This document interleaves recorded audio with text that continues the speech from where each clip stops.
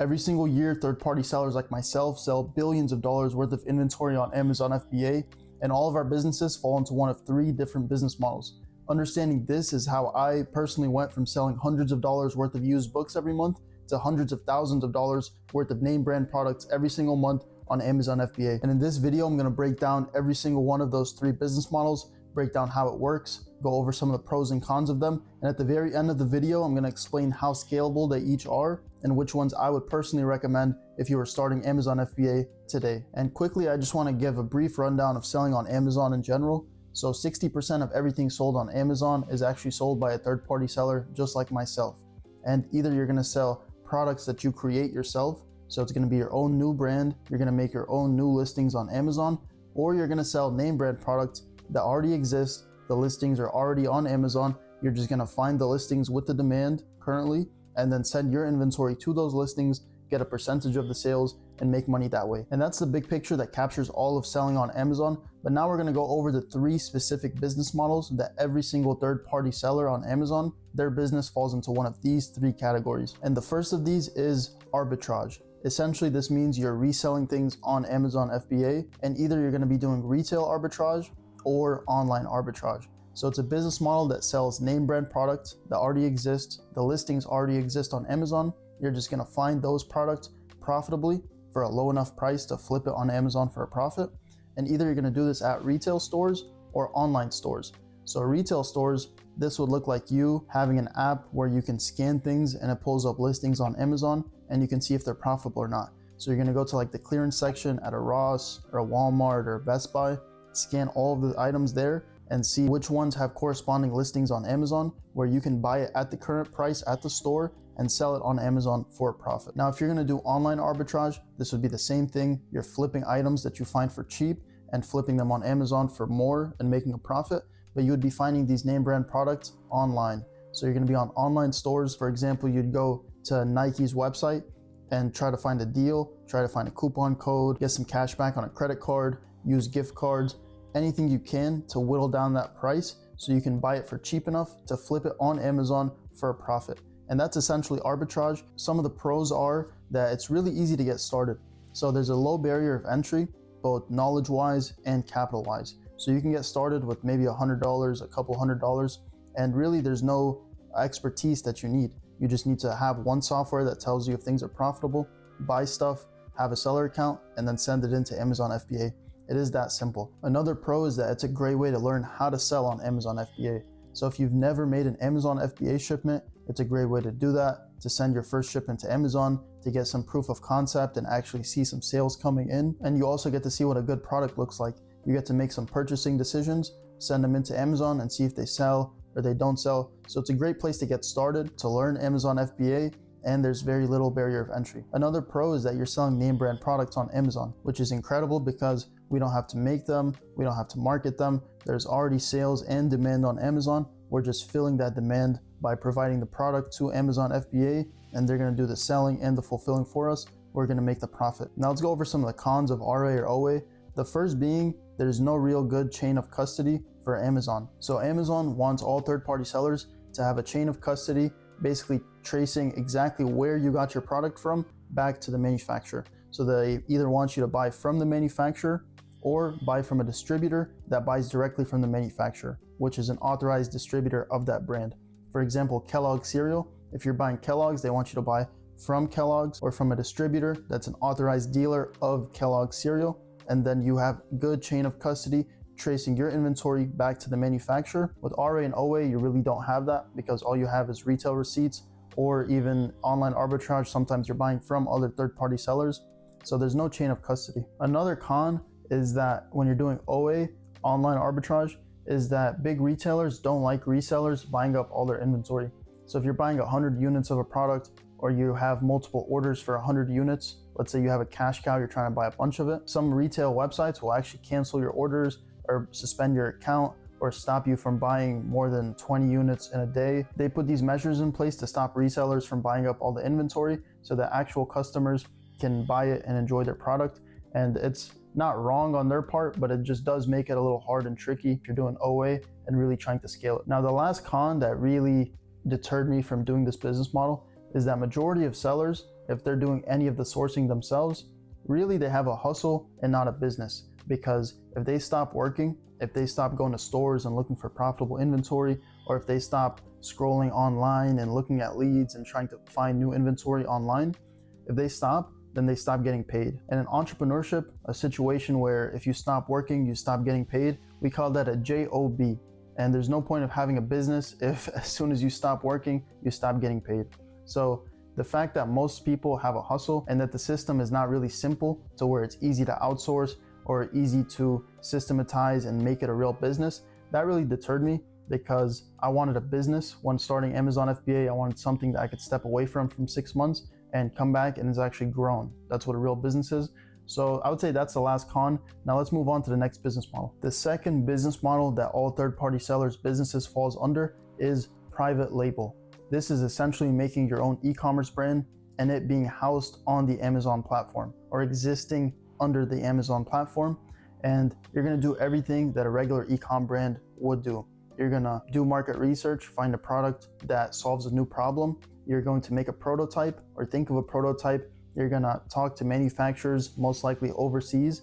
These are the people that you see contacting Alibaba, AliExpress, talking to Chinese manufacturers or manufacturers overseas anywhere. And they're gonna get a prototype or have a small test order. Then they're gonna order a real batch of inventory, which usually you have to meet a MOQ, a minimum order quantity of that manufacturer, because no manufacturer just gonna make 16 custom, Roomba robots. They're gonna make a minimum order quantity, which you have to meet, which is gonna be 500 or 1,000 units. And the more you buy, the cheaper it is. So you're gonna make that large order, you're gonna have that inventory, you're gonna have to send it to Amazon FBA, and you're gonna also have to create your own listings. So take your own pictures, make your own SEO, your own copy for the bullet points and the title, do your own PPC ads, do all your creatives for the ads. If you want to do special display ads or anything special, you're gonna have to run your own ads, and then you're gonna hope that it gets some traction, it gets some sales, it gets some reviews, and that it snowballs and you actually have a good product. The main thing is having a good product. You actually have a good product, you get some word of mouth, and it takes off. That's ideal scenario. Now, some of the pros and cons. The main pro is that if you are successful, you have a real business that's a sellable asset. You're running ads, you actually have a customer base that's loyal to you, and if you have consistent revenue year over year, then you can sell it for a multiplier of revenue or a multiplier of profit, and you can exit the company and make a lot of money doing it. So that's the main pro, is that you own everything about it and you can sell it, you can exit the company. Another pro is that chain of custody wise, you are the manufacturer. So really Amazon can't tell you anything. They can't tell you, oh, where are you getting your products from? You are the person making the product. You're talking directly with the manufacturer, importing it to the US. So chain of custody is never an issue with private label. Now, the last pro for private label, I would say, is that there is a barrier of entry money-wise.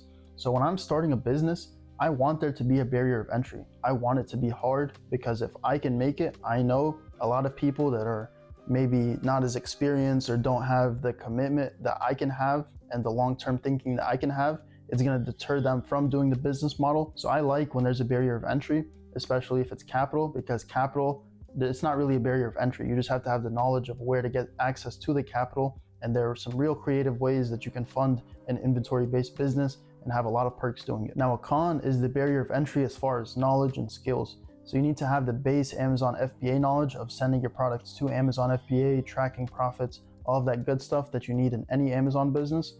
But you also need to have copywriting skills, SEO, you need to know how to do PPC ads, you need to run good ads, do good photography, know how to edit videos if you want any video ads. You need to know how to do product research. And if you mess up at any one of these points, you're not guaranteed to fail, but you're more likely to fail, and really likely to fail, honestly, in this business model, because there is a lot of competition. That's another con, is that Chinese manufacturers every single day, instead of just sending all these products to Amazon that are branded, they just started making them themselves and selling them on Amazon. When I do my own product research in my company, I see all these Chinese companies, these Chinese sellers with products that have only been around for 1 month to 6 months that are crushing it because they have the cheapest costs, they have the newest innovations, they are the companies that come up with new innovations, and all of the openings in markets for private label are kind of getting taken up by the Chinese manufacturers themselves. Another con is that it comes with big business headaches, is what I like to call it.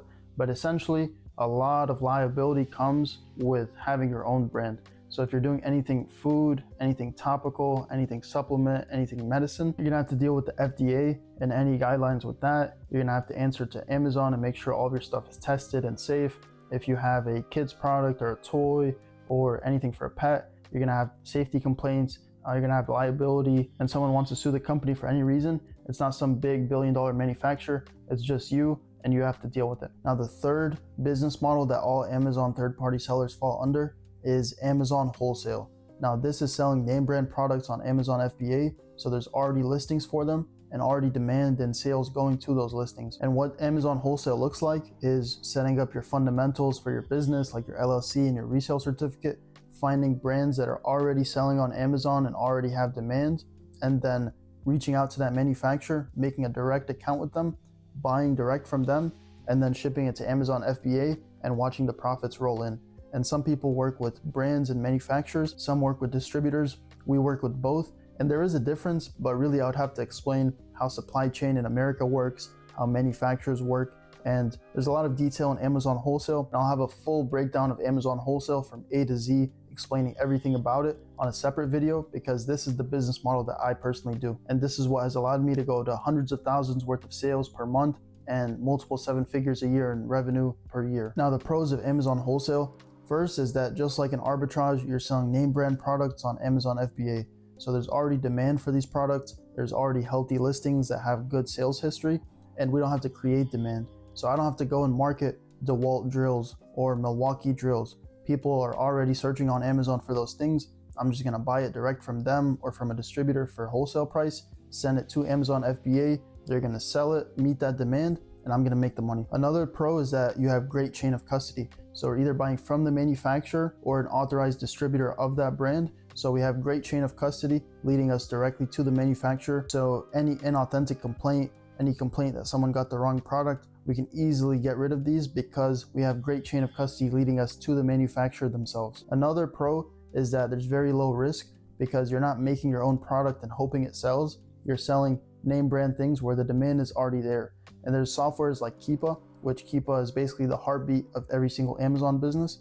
But Keepa allows you to see the sales history, the sales volume, how many people are selling the product, what does it normally sell for over the last year, over the last 3 months. So using that information, I can see if the price I'm getting it at is profitable or not. So that's what product research is, looking through the catalog of my supplier or of my distributor and finding the listings where the 3-month or 1-year sales price is profitable for me. So I can know that I can consistently buy these products and sell them on Amazon even a year from now and get paid. And that's the biggest pro of Amazon wholesale, is that once I have my supplier relationship in place and I do my product research, I'm going to continue to get paid. And we're going to talk more about this in the leverage section and the scalability section at the end of this video. And now some of the cons of Amazon wholesale. The first being there is a barrier of entry as far as knowledge. So you do have to know how to set up your own LLC and set up your own proper business fundamentals so that you can actually build a real business relationship with other companies. And also when you're reaching out to brands and distributors, you have to know how to position yourself as a real company and know exactly what to say so that they take you seriously and you can actually open the account. If you just say, hey, I'm a 20-year-old kid with no money and no experience trying to sell stuff on Amazon, they're gonna hang up the phone on you. But if you position yourself correctly and know exactly what to say, you can open these accounts with these billion-dollar or million-dollar companies and really get somewhere and build some real relationships. And this comes with time, and it gets easier and easier as you go because you have real relationships. You can name drop people that you work with. You know exactly what you're selling and what you're getting it for, so you can actually talk product. And it just becomes more apparent to companies that you're a legit company and actually are in the business. Another con is that you're selling brands that you yourself don't own.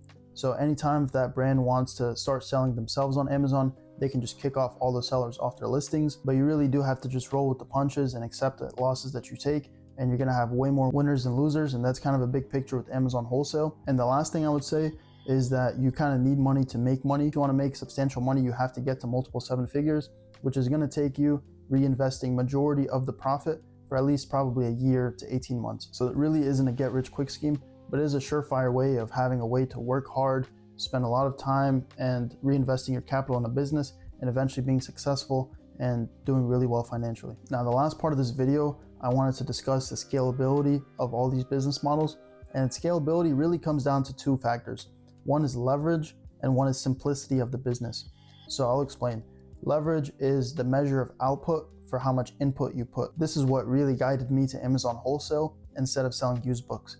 So for example, used books, if I wanted to work for 8 hours, I would probably drive to 5 different locations and scan every single used book in there. And then at the end of it, let's say I made $2 profit per used book, which is pretty average. And I got, let's say 50 books from each spot, which would be a great haul. So 50 books times $2 profit is $100 times 5, so $500 from 8 hours of work. Okay, and that would be a great day for me. I have to spend all my time driving, scanning all these books, going home. That's just 8 hours sourcing. I have to go home, put a sticker on all these things, and then ship them to Amazon FBA, then get the sales, then get the money, and then I made $500. So my 8 hours, which really is 10 hours worth of work, made me $500. I'm making $50 an hour. Now let's look at Amazon wholesale. So let's say I work the same 10 hours, I find one supplier, and I find one product that makes me $250 net profit per month. So what I did right there is I got a consistent product that I can sell this month, the next month, the month after, the month after. Let's say the lifespan of this product is 10 months. After 10 months, eventually the product is no longer profitable or my supplier doesn't carry it anymore. So I made $2,500 off of one product in the same 10 hours. So my 10 hours netted me $250 per hour instead of that $50 that I initially got. And that 10 hours worth of work of carrying books around was for one-time pay. This money is recurring, and a product that does $250 per month profit is not that good. And a supplier that only has one product that makes that much is really not good. Usually a product is gonna make you at least $300 to $500 per month. That's just a decent product. And a supplier is gonna have at least 5 to 10 of these. So now with one supplier, I work the same 10 hours, I get one supplier, I get that much profit per month, however many products, times all the months I'm gonna work with them. It's gonna be at least a couple years. You wanna build long-term relationships and have these products month over month. So you see that these are completely two different programs. One is I go to work, get paid, go to work, get paid, go to work, get paid. One is I go to work, get paid, get paid, get paid, get paid. I go to work, get paid, get paid, get paid.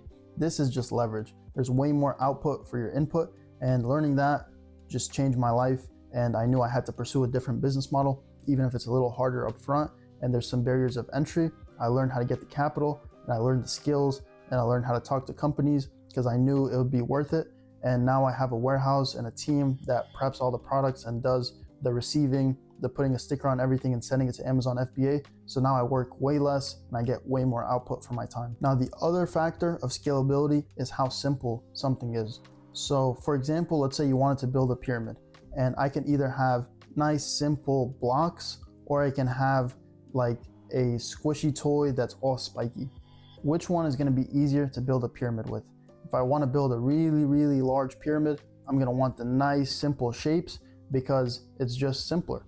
When you want to build something big, it gets complicated, and if it's already complicated individual units, then it's going to be hard to build a big system that requires even more complexity. If the unit is already simple, then when I build and deal with some complexity, it's not that much. But if something's already complex, it's hard to scale. This is the case with arbitrage. If I wanted to replace myself, I'm gonna have to hire someone, pay for their mileage, show them how to scan stuff, rely on their decision making.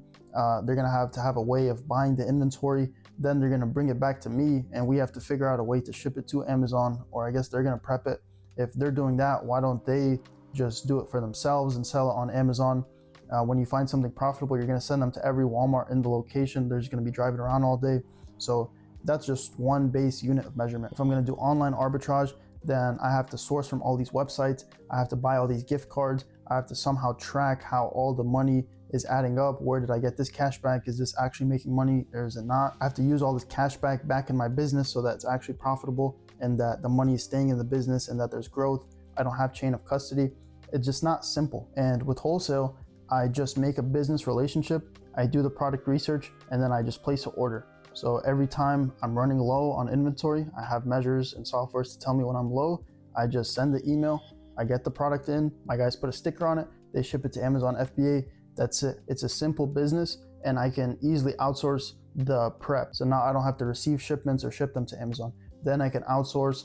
I train my VA to source catalogs. So now all I do is just pick up the phone. If I want to grow the business, I just build new relationships, or I'm just nurturing my relationships, getting better deals, getting access to more inventory, and just rebuying the same product and growing that base of my catalog and making more money per month. So as far as scalability and leverage goes, wholesale is in a different league than arbitrage, and private label is the same thing as wholesale. There is good leverage, there is good scalability, but the starting off phase takes so much capital and skills that I think wholesale would be better to get started and just make your first couple 7 figures worth of sales, your first 6-figure years profit on Amazon FBA, then get into private label because you already have the Amazon skills and now you have the capital to just hire out all of those tasks instead of learning it yourself and being an entrepreneur and leveraging money and labor to save your time, which is the most valuable resource. And that's how I personally would start today. I would do retail arbitrage for about a week or 2 just to get my feet wet and actually send a shipment to Amazon FBA. Then I would go to wholesale. I would work hard, grind away at that, get to multiple 7 figures a year. Then I would diversify with a private label business if you want, or get into real estate or invest in crypto, whatever you want to do once you're making, a good amount of money. And that's the path I would take if I was starting today. And really that's it. Hopefully now you understand the different business models on Amazon and you understand how scalable they are and where you should probably start today. See you in the next one.